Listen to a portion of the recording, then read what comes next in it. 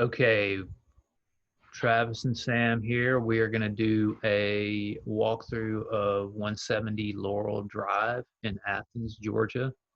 I'm going to kick it over here to Trav in just a second, but want to do a quick overview of the property, the location, neighborhood, and just go through some pictures really quickly uh, to give everyone an understanding of the condition of the property, neighborhood, that sort of thing. So this first picture is just that's looking to the neighbor on the right.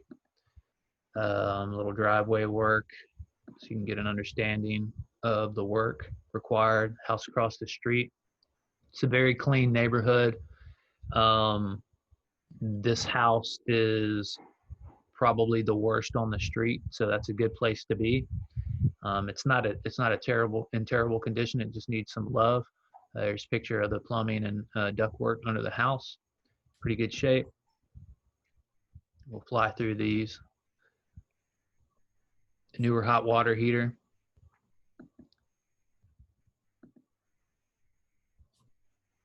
There was some water in the laundry room, but you can see the hoses here, and that's where that water was coming from. Was from the washer and dryer hookups, or the washer hookups. So no big deal there. This is the mudroom, closed-in carport. But it is heated square footage now.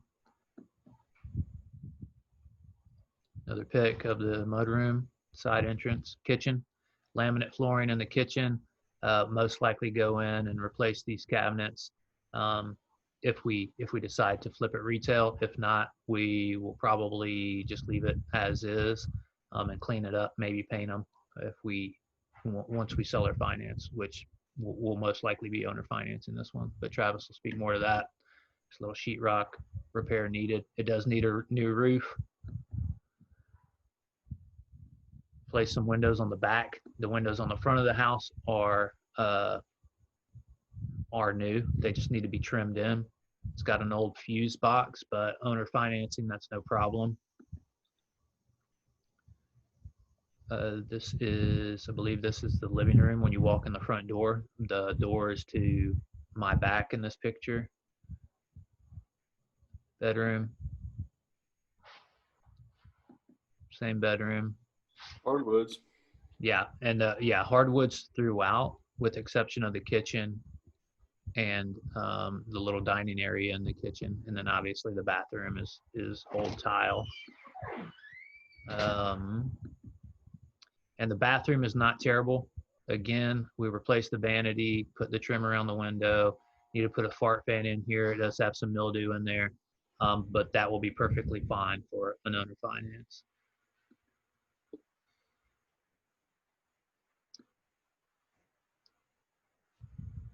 It's another bedroom. It's a 3-bedroom, 1-bath currently, so you can see where the hardwoods transition into the laminate in the kitchen.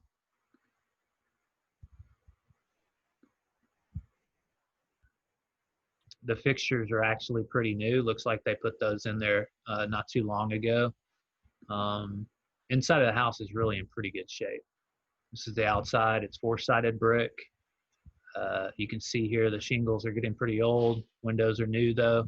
Does have a little gutter over the front there. But with some on the exterior, it'll really just be replacing the roof and some of the soffit and fascia that have damaged.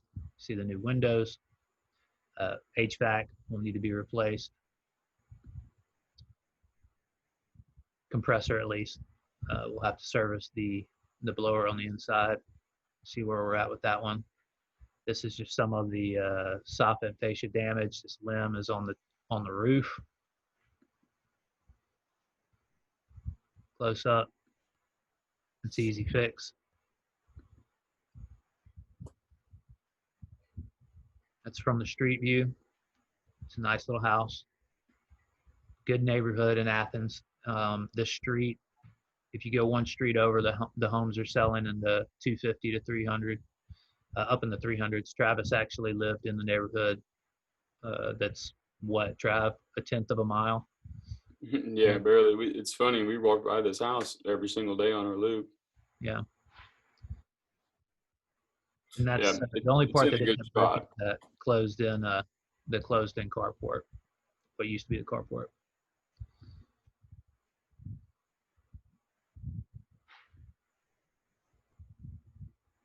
And then that's the back little patio there. Let's see. Okay, that'll give you an idea of the house itself, what the condition is. So they're the same windows that we took a picture of on the inside. That's the same tree with the limb on the roof. I want to get to the picture of the back. That's the full back view of the house. So again, solid house. Didn't see any step cracking or any cracking in the foundation. Everything looked really solid. These houses are they're just solid. That's why we like them. And then it's got a big backyard, big fenced in backyard. So those are the picks. Let's go back to our ugly mugs. And then Trav, if you want to kind of talk us through how we are structuring this deal, and what our exit strategies are, maybe in priority. Yep, that'll be fine then. So we're gonna start off with the main priorities. So we'll start off with like the owner finance segment of it here. So we're gonna do this all live too. So I use a 10 BII calculator. So let me share my screen. I need to give you. Okay, you should be good. All right. So I got a little writing pad here, guys. It'll be sloppy, but it should get you far enough. So 170 Laurel Drive. So we're purchasing this property for 113K. Okay, we're going to be raising private money for that. So the interest. Do you know the specific interest on this one, Sam? Is it 10 or 12? I don't. I would go with 12% to be safe. So it's not a huge deal, guys, like whether it's 10 or 12 on the front end, because the exit strategy here is to owner finance it and refinance the home. So our payment on this, so we make interest only payments on this. Let me add a repair analysis in here too, guys. So let me back that up for a second. Get my eraser. Cool. So the rehab, so repairs, we have for owner financing, we'll do about 23K in repairs. So that puts us all in. So the mortgage is 136. Interest, 12%. Payment, we do interest only payments on 136,000. 1360 a month. Okay. And we're going to owner finance this. So when we owner finance a property, we take the ARV, which is the after repair value, times 1.1 minus 50% repairs. Okay. ARV 165. All right. Hey, Travis, to clarify, you wrote 5%, but you said 50. Nice. 50%. So ARV times 1.1 minus 50% of the repairs, which are 23,000. So get your calculator out. 165,000 times 1.1 is 181,000 minus, let's just say 12,000. So that puts it at a list price of 169. So our sales price is 169. It's actually 169,500. We'll typically get a down payment. It'll probably be more here, but let's just say it's a 10K down payment. That puts our mortgage at 159,000. Our interest will be 7.9. Our payment. So this is the 10 BII calculator. Hey, Trav, Yeah. Just one thing to roll in there, because our sales price on this one is right around 175. Do you want to tell them about the origination fee, rolling in the origination fee into that? Yeah. So for purposes here, I'm not counting the origination fee, but I am on the mortgage balance here. I'm adding a 3% origination fee. Okay. So that'll make the total mortgage on this 159,000 times 0.03. It adds about 5K to the deal. So that'll put the actual mortgage, we'll do it over here, add 5K to that. So it'll make it a $164,000 deal. Okay. So I'm going to leave that there. So you see how I did that. My interest is 7.9. My payment on 164,000. So I'm going to tell you how to do the 10 BII here too. And I'm even going to put the N down here. So type in 164,000, click the PV button. It's present value. 7.9, click the I, that's the interest. 360, click the N, that's the number of payments, and then click the payment button. That makes your total payment $1,191 per month. Okay, so then we're going to go, now that we have this property, to a tenant buyer for $1,191 a month. You can see we're still losing about about $170 a month. Okay, so now we take this to our banks and to the financial institutions who are rental-based lending. So they're going to lend based off this right here. Okay, and based off our sales price. So we'll refi this property. Let me delete some of this stuff. You know what? Let me just do a new page rather than delete. So now we're going to refi. We'll pull 136K out. Interest, 6.8. Makes the payment. So you get 136,000. It's the present value, 6.8% interest over 360 years. That makes your mortgage payment $886 for 30-year fixed. Making our end game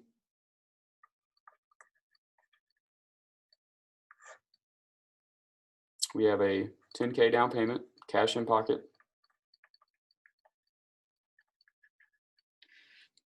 We have a 36,000 to 59,000. What is that? $33,000 note.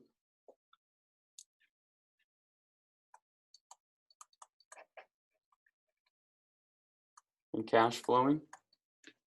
It's 23, Trev. 23. Yeah. Got $23,000 note. $23,000 note, and it cash flows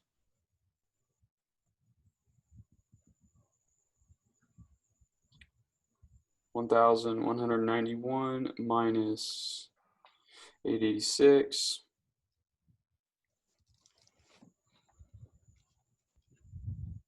Resulting in a $305 cash flow. So on this deal, we're able to make $10,000 up front, a $23,000 note, which is going to grow over time because we have a significantly lower interest rate. And we're able to cash flow for 30 years, $305 a month on this property. And that's at a fixed rate as well. So the deals end up working out really well. And this makes it cool because we're able to do a deal that we normally wouldn't be able to do. And again, we did repairs to this. We put $23,000 into this home. We're refinancing it at 6.8% interest. It's just a significantly higher deal than what we would normally be able to do. But with this exit strategy, it just enables you to do it.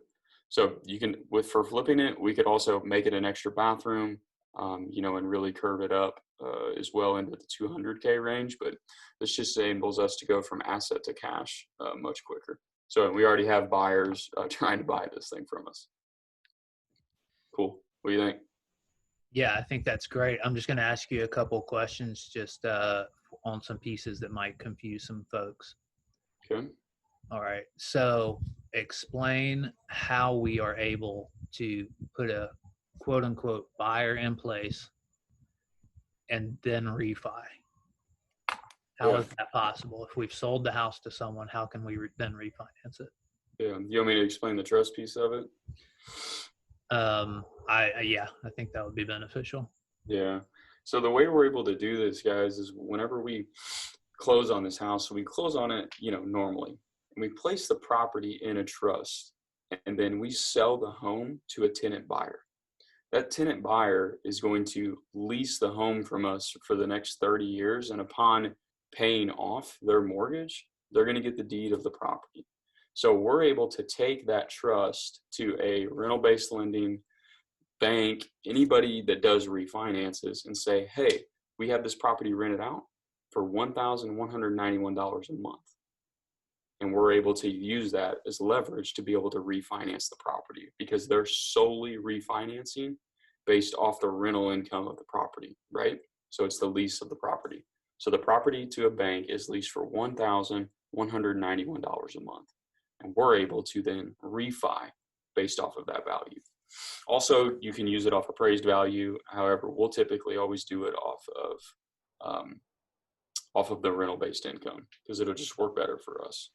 So, and the reason we're able to do the refinance after I keep doing air quotes, sold the property, is because we place the title in a title holding trust. So we close on it with private money, and we have equitable interest in the property. The note holder has equitable interest in the trust, the beneficial interest of the trust, along with the note holder has equitable interest in the trust, meaning they have money into it, they are owed money out of it. And then the other piece is the third party with beneficial interest is the quote unquote buyer. And what they are buying is that beneficial interest in the trust. They're not, you have to think about it as they're buying the beneficial interest of the trust. They're not buying the property. So they are buying the beneficial interest of the trust, which means it is their property. They are fully responsible for the property, but the title is still in our name. And that enables us to go to these lenders and refinance the property, do exactly what Trav says, pull the cash out, pay back the private money lender, and depending on what it appraises for, potentially put cash in our pocket. And then we have a 30-year mortgage that we can now technically owner finance that buyer until they either pay the property off or sell the property, or they refinance the property. The trust documents and the agreement within the trust allows for them to occupy the property while they pay for their beneficial interest in the trust, which ultimately, when they pay that off, the title goes into their name. But up until that point, the title is in the trust, and they are responsible for the property. They have occupancy rights to the property. But the other key to this is if they stop making payments, if they stop making their rent payments, is what it really is, because they're just occupying the property until they pay off their beneficial interest, we are able to evict them instead of having to go through the foreclosure process. And that is key to why we put these properties in trust, and we do this owner financing method through the trust. Yep. So when we say we have a buyer, we really have a buyer for the beneficial interest of the trust, not the property, if that makes sense. And that enables us to keep the title in our name, refinance the property, and maintain that owner financing for 30 years, like Travis described. So those are the keys of the trust, and that's why we can do that. Okay. And then just on the refi numbers, Trav, this 136 is at what percentage of appraised value is that? It'll be right around 75%, which a lot of them will do around 80%, but we're just going to stick with either 70 to 75 on all of our deals. And the cool thing is, even if we leave a couple $1,000s in the property, I mean, can you imagine what your return is for leaving 10,000? You know, if you left $10,000 in this property and you cash flowed 350, 305 a month, what your return on your investment is. You know, you're looking in the upper 30s on your returns. So this one's at 75%. Most of them are going to be anywhere between 70 and 80, depending on the lender. But cash out refis are typically going to lie between 70 and 75. Cool. Yep. So that's all we're doing, folks, is we are just we're leveraging lower interest rates against higher interest rates. We can obtain a lower interest rate with an equity spread that we hold on to, and we sell it at a higher interest rate with that equity spread built in. So we get cash flow, we get a down payment, and we hold equity for whenever that property is paid off, is refied, or sold. And that's how we make money on them. Yep. Anything else we need to talk about, Trav? No, that's a good explanation. We'll get even better at explaining it too, and quicker at it too. I'll get better at this pen. Yep. And for our private money lenders, this is great for them because they maintain beneficial, equitable and beneficial interest in this trust, meaning they are paid off.